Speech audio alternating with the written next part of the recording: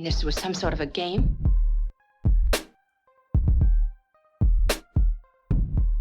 Hello and welcome to episode 4 of 49 Undefeated. I'm Silent Noise, and you can follow the show at all the usual social media sites, Twitter, YouTube, Instagram. We're on all of it at 49 Undefeated. If you're listening to where you normally get your podcast, then well done to you. If not, and you're in YouTube, then you've got the added visuals here for you as well. So yeah, you can get at me at I Am Silent Noise on all the same socials. But I'm going to get straight into this because finally, Arsenal come through and did what they were supposed to do. Got the win, 1-0 to the Arsenal against Norwich. And man, I'm gassed. I'm so gassed because we've been waiting for this for so long, man. First 3 games for Arsenal fans were peak. It was bad times for us. But finally we come through and we got the result. And yeah, we did it. We did it in not a, thrashing like many people would have wanted against Norwich. People are thinking going into the game like, yeah, we need to bang 4 goals, 5 goals. We need to put a performance in here where it shows what Arteta is trying to do with the team. And, we literally just open up a can on these guys, but we didn't have to do that. I was much more pleased with the lineup when the team news came out, and I was pleased about the way we went about this win. Like, even though it was a 1-0 win and, it's 1-0 to the Arsenal, I was pleased with the manner of the victory. The performance from the first whistle, there were dips in it. I think in the first to the 30-minute mark, we played well. There was a dip where it almost seemed like Norwich saw what we was trying to do, and they kind of came into the game a bit for the last 15 minutes of the first half, and then again they were applying a bit of pressure towards the end of the second half. But apart from that, I was pleased with the performance. Arteta got a lot of things right, I feel, in this performance, and a lot of it stemmed from the lineup, and I can get into the lineup now. So we had Ramsdale starting in goal, and that was a bit of a surprise for me. I thought Leno would have kept his spot. He hasn't really done too much wild, and considering how we got whooped in that last game, none of the goals are really his fault. So it was a bit of a surprise for me, but I'm glad, because the one thing that was just apparent from the off was Ramsdale's influence on the back line. I don't know if it was all down to Ramsdale or the fact that Ben White had Tomiyasu beside him on the right hand side there. I'm not quite sure, but Ramsdale for 100%, his distribution is somewhat like he knew when to play it short. He knew when he was under pressure, when to kick it long. There was a couple nervy moments when I think he was like, I remember in the first half when he kind of held on to the ball and he dropped the shoulder on the attacker. I don't know if it was Pookie or not. I can't remember now. But overall, his style of play is, he knew, okay, I need to pass this ball quickly now, like quick. Or when to slow it down, when to go long. Like he was varying the play, which Leno hasn't done in recent games as much. But he also knew, okay, when I'm under pressure, now's the time to go long, and I just clear my line, and I just did it. And you could see the relief and the trust that it was building with the back line. It worked well for me. So yeah, it was a good selection to get him in there. And Tomiyasu on the right hand side, what a debut! I mean, he brought him off early because I think he's just come back from playing with Japan. But what a debut, man. The guy nearly scored like a crazy, I know we don't even like to mention his name, but Robin Van Persie-esque type volley in the first half there. But overall, his presence on that right-hand side, it just shows what we've been lacking. Because, I mean, he's still young, and it's not like he did anything crazy super duper in this game.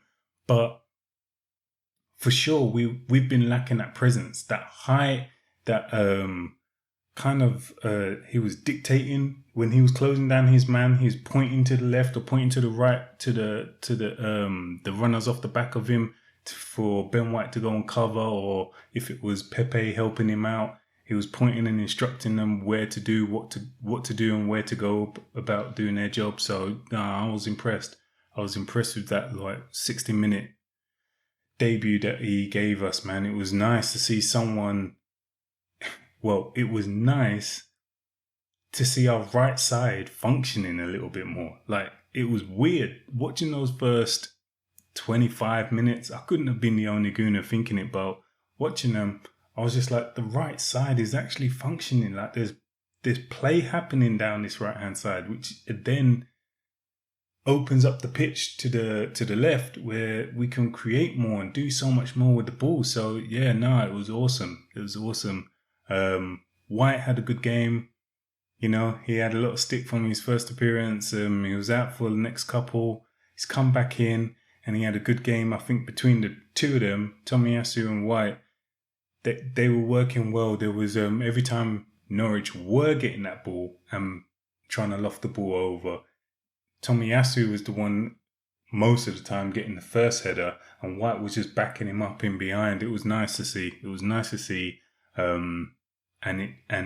just bode well for the defence. Gabriel and Tierney, Gabriel's come back in for his first game as well. He's, along with the rest of them, kept a clean sheet and he had a good game. There were times where he's sticking to Pookie and, they were double teaming, but they were working as a team, that whole back line.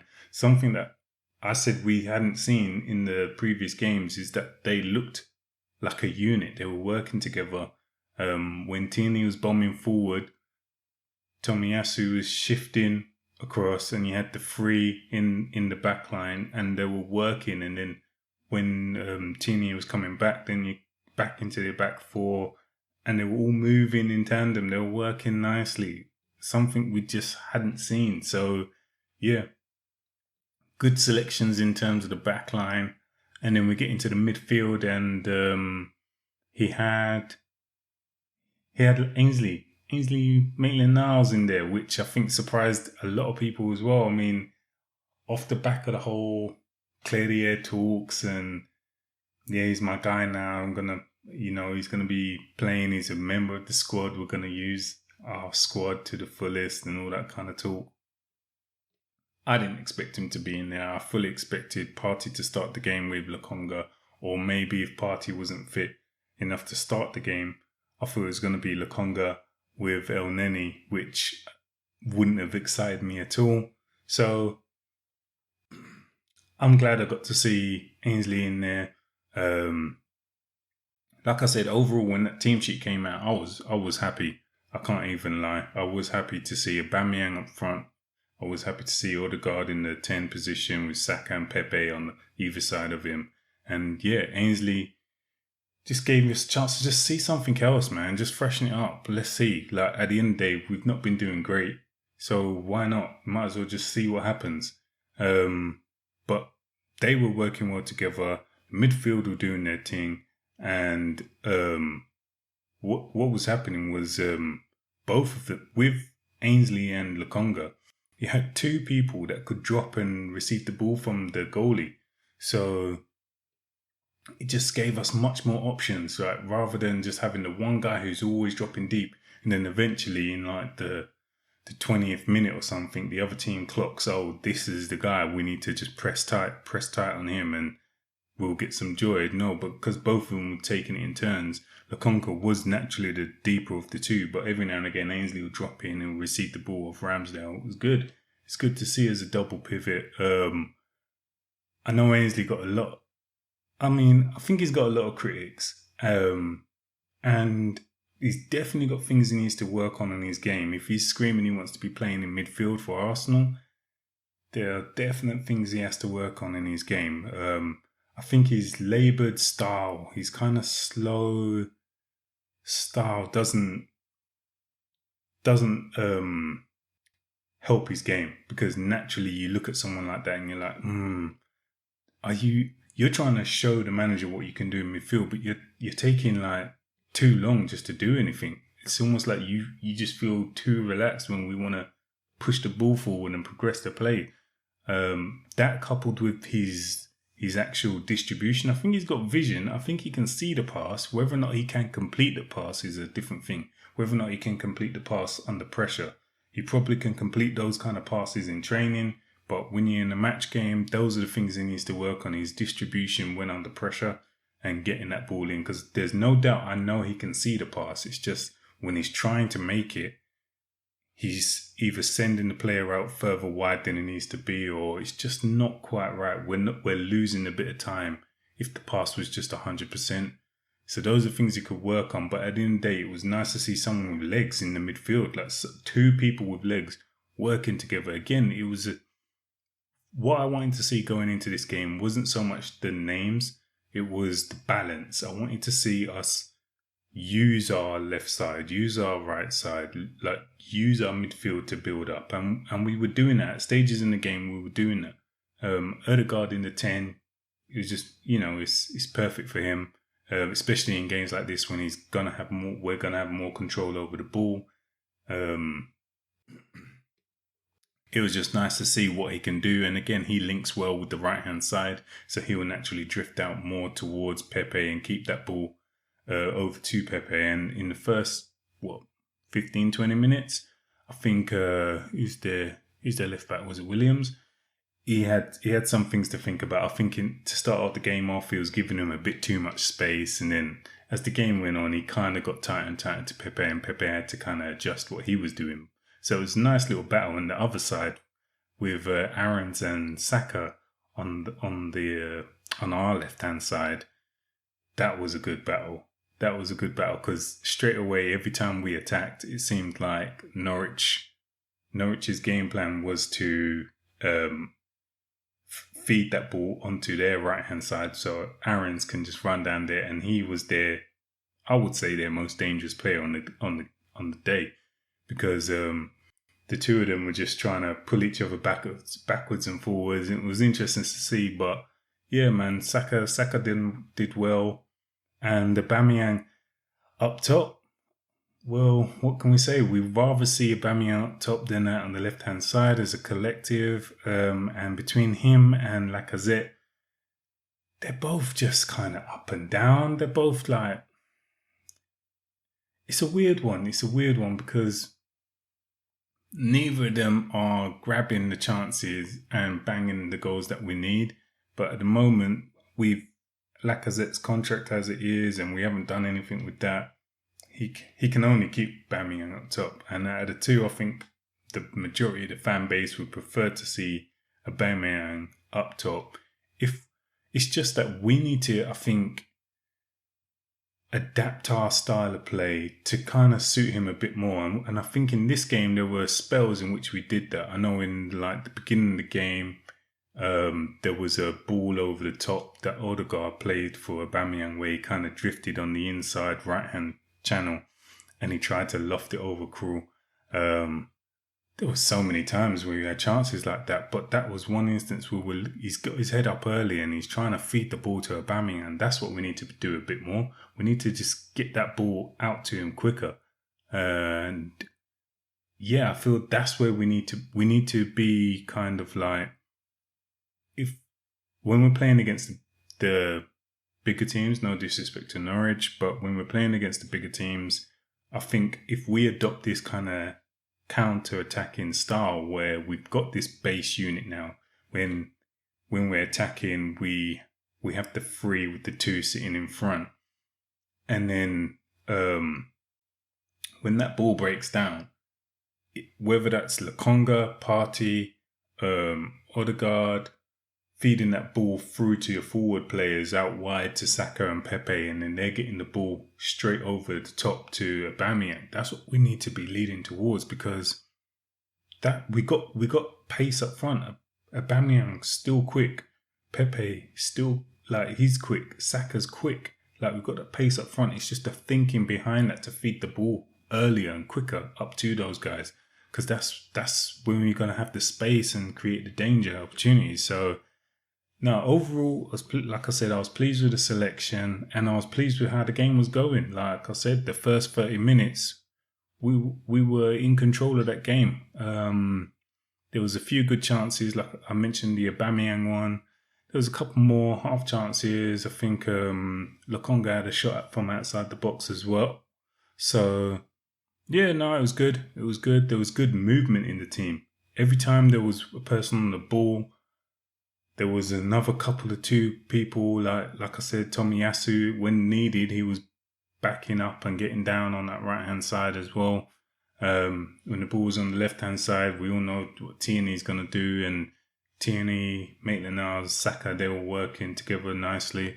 There was triangles, there was movement, there was groups working in tandem, there was communication. It looks good, man. It looked good. And finally, like I said, after what, third, fourth time I'm asking, like, Arsenal fans we have something to be happy about. It was a 1-0 win, yeah.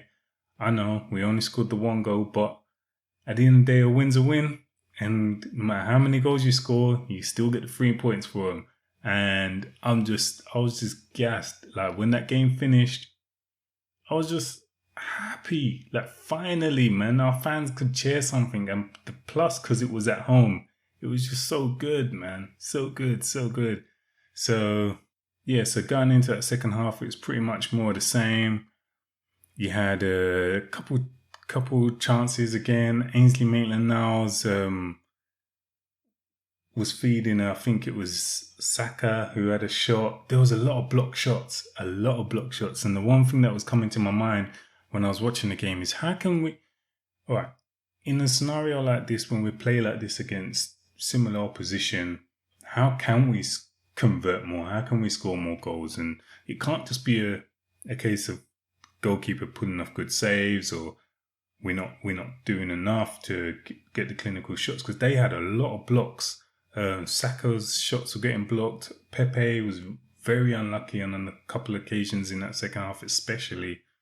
And it's just like, I don't know. I don't know whether or not we need to create better opportunities, whether that does come through us playing more of a counter-attacking style, or if we're going to play possession-based football, whether or not we're going to play with Odegaard and Smith Rowe in the team together to then give us more creativity in that team. Because when the ball goes out wide, it's kind of going to do that usual kind of pattern that we all know, and we don't have that striker who's going to be waiting for the cross. So I think there's something to think about there. I don't know if he already has the answer, but we're tailoring it to the teams that we're playing. But for sure, there was opportunities where I think if we just play a bit quicker, in this game particularly, if we just played a bit quicker, we could have created and opened them up a bit more. I know there was one chance in the first half.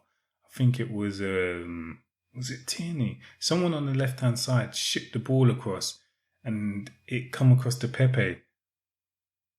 And you're just thinking, just bring your foot down with the ball, bro. Just like nestle that ball, just control it and get us going. But his touch was just, it weren't good. It weren't good on a couple of occasions. But overall, I'm not even going to get on him, because he kept on. He kept on and on and on. Like I said, Williams, he sorted his feet out. He got a bit tired to him towards the end of the first half. But second half, Pepe was still on job. He was still on him. He was very unlucky. I think he hit the post once. The goal was a madness. Like, he must have had like 2 or 3 shots before he decided, you know what, I'm gonna just assist this on my back and do a mad kind of pass to Aubameyang, and he's just gonna knock it in for us, man. It was, I don't care how scrappy that goal was. That goal could have been the ugliest, the Butters' goal. I don't business, because we got it, and we celebrated hard. It was a bit touch and go whether or not they were going to give the offside. I was looking at it like, did it come off? Who did that come off? Was he behind the man? oh, what's going on here? But no, we got the goal. And like I said, who cares? Who cares? Like, that's it. We got it. We moved on, and could have been more. Could have been. It should have been more. It should have been more, because after that, getting to like the 60-minute mark of the game, we made subs Lakonga off for Partey and Tomiyasu for Smith Rowe, which meant Maitland-Niles then moved to the right-hand side, which again, like, this guy just needs to grab this opportunity and just say, look, if I can play for Arsenal in more than one position, like, I need to just be seizing this. Like, sometimes you ain't got to be in midfield. We know you want to play in midfield, but sometimes your game ain't suited to the midfield area of the pitch. Sometimes we might need Partey and Odegaard and Smith Rowe. And I get into that kind of, that group later on, because that's what happened afterwards. But sometimes Ainsley just needs to say, yo, all right, I'm on the right-hand side and this is what I'm going to do. Because when he moved over to the right-hand side in this game, after the changes, he done well. And again, it was the play didn't suffer. Pepe didn't suffer. And a lot of the times when we've had Suarez in there, Bellerin, Chambers, Pepe, he hasn't got that same person behind him, and his game, I think, suffers a bit when he's just constantly coming back, or he gets the ball too slow, and by the time he's got and received the ball, he can't actually, run at the defense and do anything with it. He's just got to ship it back, and we watch the play go back round to the left-hand side. But this game was different, man. Ainsley, when he moved over there, it was the same kind of thing. The play didn't suffer at all, and he was still just as strong in the tackles. But again, his game just needs developing more. Like, I don't know, it's probably a run of games. He probably just needs a run of games in the position. I don't know, but it was nice to see that kind of change, because then from that point onwards, you had Partey as in the first half you had the two sitting as your double pivot, but when they made these changes, you had Partey sitting as the base, and then you had Odegaard and Smith Rowe, and it was almost like when one of them would go and press Norwich when they had the ball, both of them two would press, because in the first half it was mainly Odegaard who was the catalyst for the press. Whenever he would go and press, then you had Saka and Pepe step up, and they were all go and press for a unit and hunt the ball, and we had some joy. But we had more joy in the second half when both of them two were doing it, because then it was just like they were setting traps. They were just waiting for Krul to either kick the ball out or one of their defenders to kind of pass the ball out. And then the moment that they smelled a little bit of hesitation or weakness or anything like that, both of them was pressing and attacking. And it was just, where's it been? Where's it been? Because it was so good to see. It was so good to see. So yeah, both of them doing that in front of Partey, and then Partey having the freedom. When this guy come on, you could just see the difference. Like there was a couple of times he received the ball and he didn't even take a touch. He just like bang, just spread the ball out to Pepe's direction, and it was just free flowing. It was just nice, quick play, and that again lends towards that counter-attacking style. Like, you got someone who's a deep sitting midfielder who's got that in their locker to just spray the ball across quickly without even having to take a touch, or and they're turning players and got them running back towards their own goal. It's great, man. And I just hope that we can see a prolonged run with Partey in this team, because I know his fitness levels and he's had injuries and all that kind of stuff. So no, I'll just hopefully get a good run of games.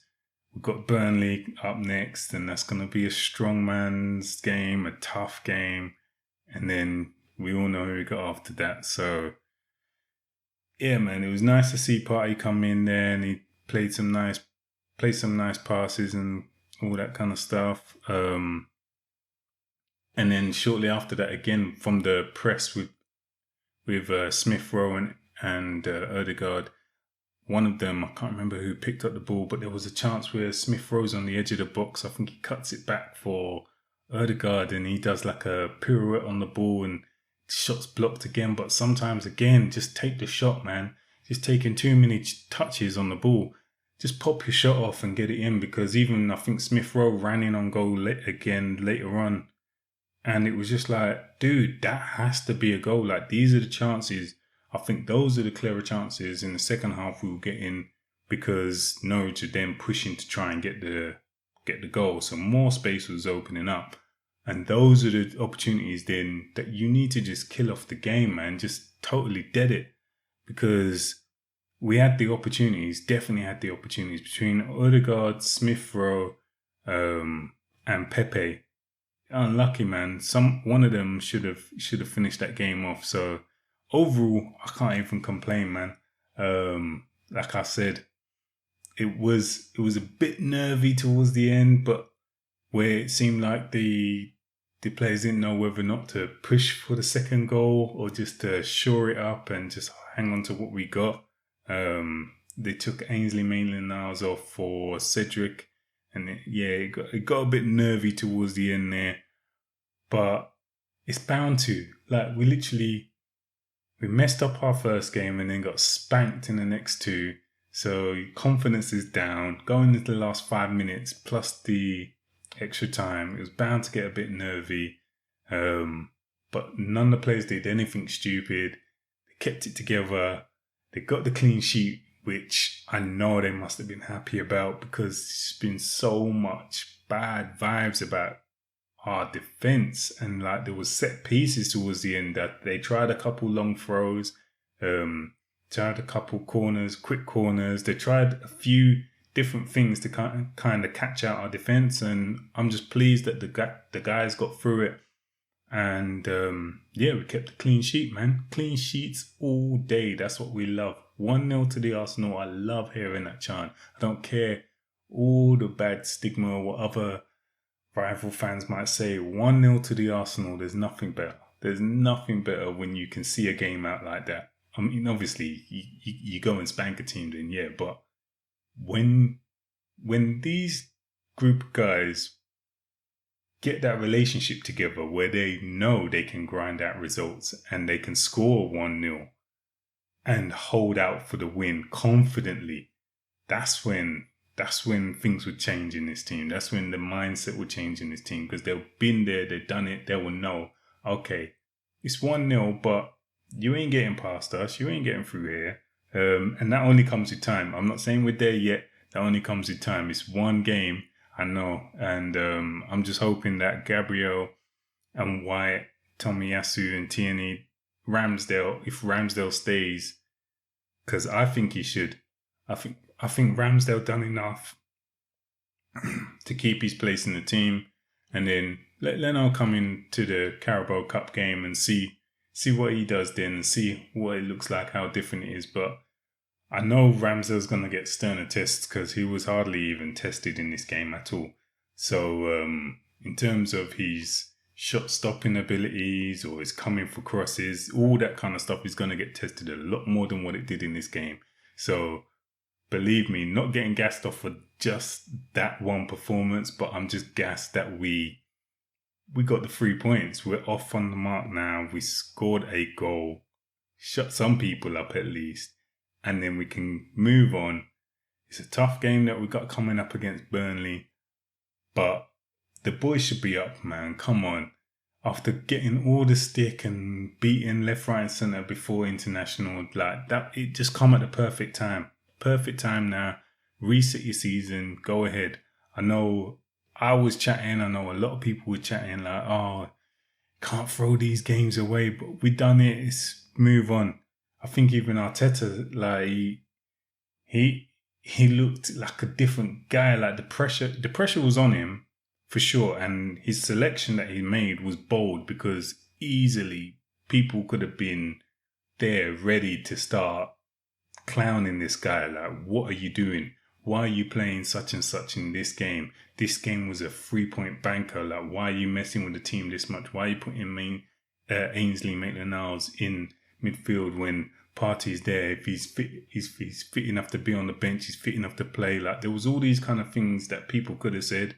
He just stuck to it, and I'm glad he did, because the team was just more balanced for it, man. And I'm not saying that Arteta's done anything to win me over. He's got a long way to go, to prove what he can do with this team again. But I'm just happy for the guys, man.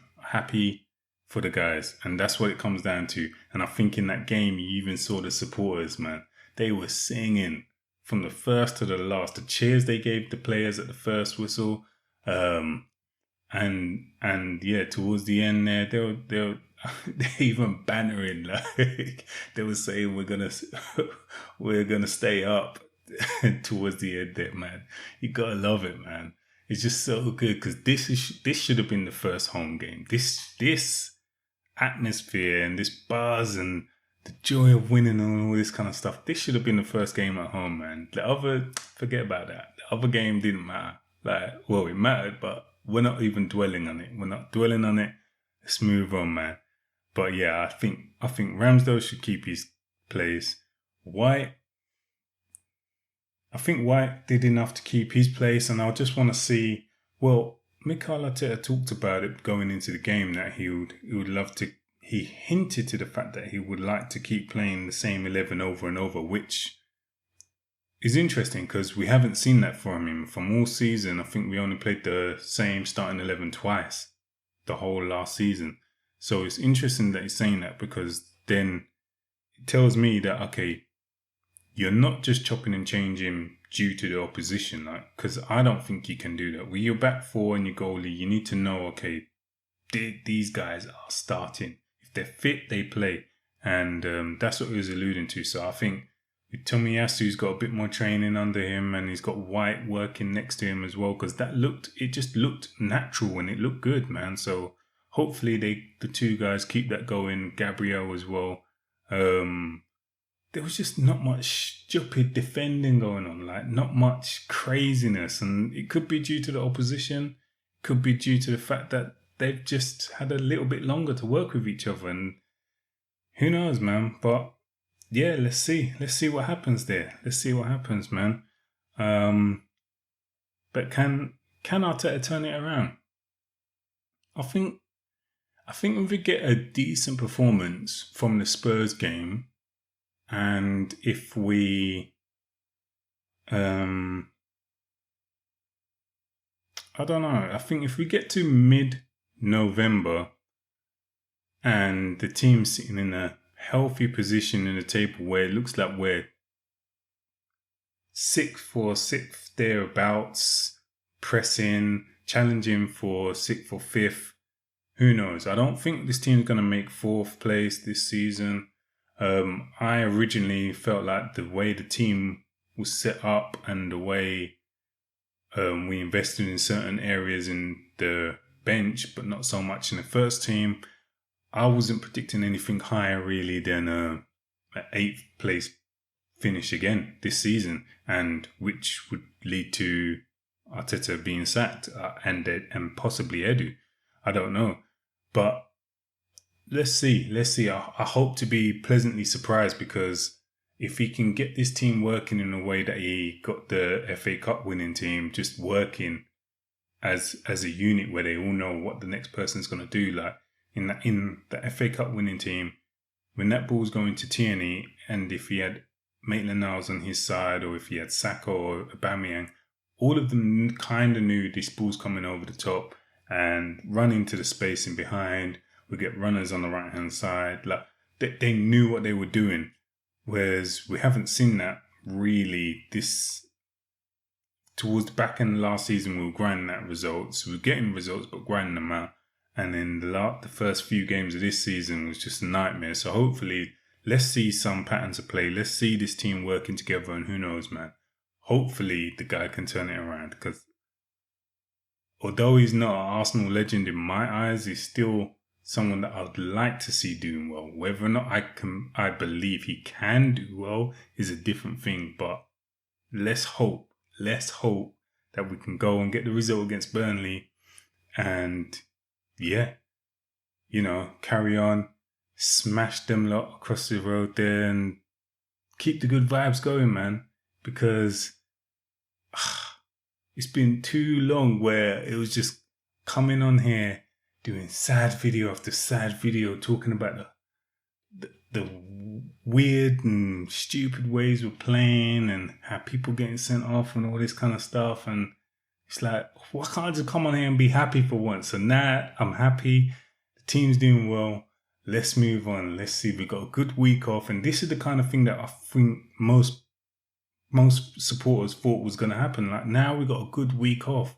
Now let's work on our game. All the other guys in the top 4, they got Champions League football.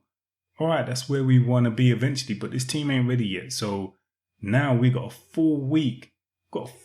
So has Burnley. So let's see your game plan against our game plan, and let's see who's going to come out on top. And we're going to be there 3 o'clock on Saturday. We will see you. Like, we're here. This is where we want to be. So let's enjoy it, man. Hope all you guys out there who watch the game are just enjoying the evening, having some drinks, enjoyed your weekend, because especially when Vieira led Crystal Palace to go and beat them Egypts as well. It was so good. It was so good, man. Weekend was blessed. I ain't even gonna lie. It was so good. So yeah, man.